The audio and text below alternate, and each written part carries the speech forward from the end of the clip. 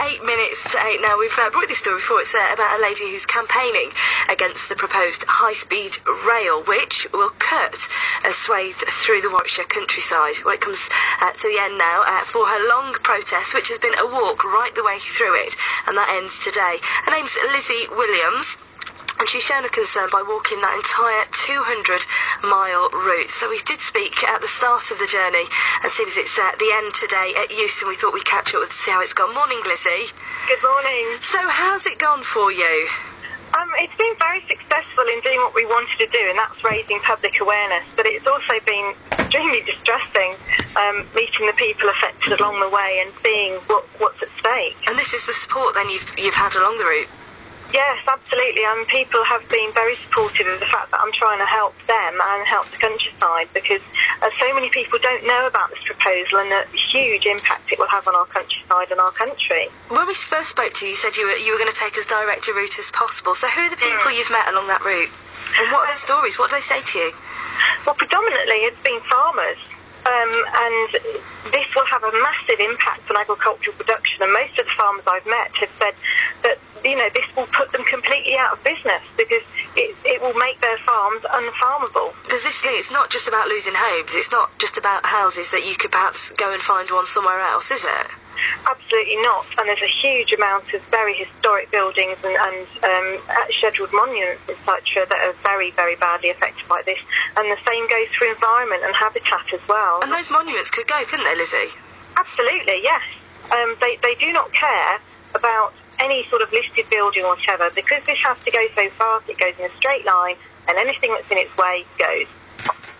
So how long has the protest taken you? Because it's been some time now, hasn't it? Yeah, I think it's the 29th today, so it's taken me 24 days. And you've not been hard at it every single day until you have gone home, haven't you, for some rest and things? Yeah, I have to go home because I'm not 100% fit, and I have a young family and other commitments. And I did take a day off to meet Mr Hammond, the Secretary of State for Transport, as well. What was his reaction to what you were doing? Well, he had actually said that he was going to walk part of the line, but when we put a map in front of him and asked him where he'd walked in Warwickshire in the constituency, he couldn't answer the question. That's interesting. Yeah, so I don't think there's really much commitment there to understanding local issues.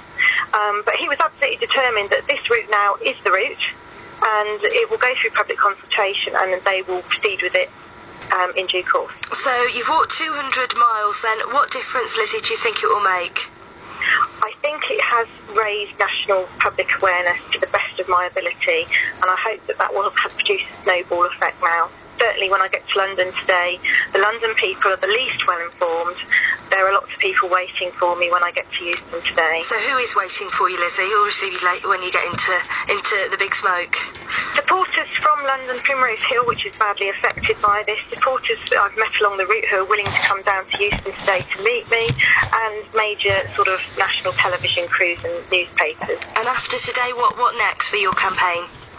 Well, there's a day full of demonstrations tomorrow in Buckinghamshire, which I'll be joining colleagues on. And then on Monday, I should be walking to the Tory Party conference as the final part of my protest, after speaking to people from Birmingham and Warwickshire who asked me to do that or consider doing that. OK, well, we wish you all the best with the next stages of this, Lizzy. Well done on what you've achieved so far. That's Lizzy Williams. She's walked the entire 200-mile route of the proposed high-speed rail, the line that will cut on a swathe through our Warwickshire countryside.